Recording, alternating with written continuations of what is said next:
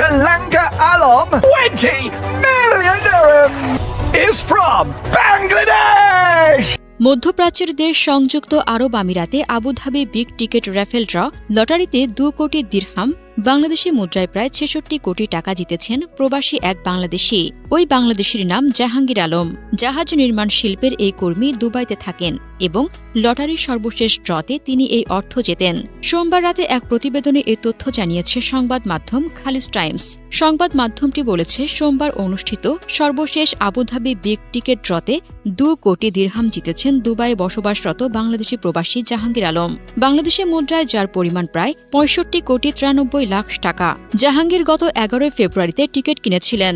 44 বছর বয়সী জাহাজ নির্মাণ শিল্পের এই কর্মী 6 বছর ধরে দুবাইতে বসবাস করছেন এবং তার পরিবার বাংলাদেশে থাকে। গত 3 বছরে তিনি প্রতি মাসে এন্ট্রি কেনার জন্য 14 জন বন্ধুর একটি গ্রুপের সাথে দল বেঁধে বিগ টিকেট ড্রতে অংশগ্রহণ করেছেন। লটারিতে জয়ের পর জাহাঙ্গীর বলেছেন, আমার ফোনে যখন কলটি আসে তখন আমি গভীর মোনাজাতে মগ্ন ছিলাম।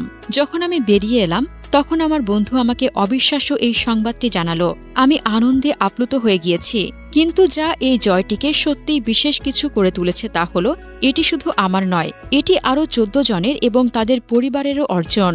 এদিকে লটারিতে জয়ের অর্থ দিয়ে জাহাঙ্গীর দুবাইতে একটি ছোট ব্যবসা শুরু করার এবং তার বন্ধুদের সাথে উদ্যোগটি শেয়ার করার স্বপ্ন দেখছেন। তিনি বলেন, আমি অবশ্যই টিকিট কিনতে থাকব।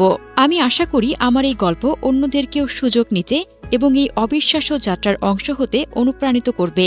প্রসঙ্গত, বিগ টিকেট আবুধাবির র্যাফেল ড্র লটারির একটি টিকিটের দাম 150 দিরহাম। যদি কেউ 2টি টিকিট নেন তাহলে আরেকটি টিকিট বিনামূল্যে দেওয়া হয়।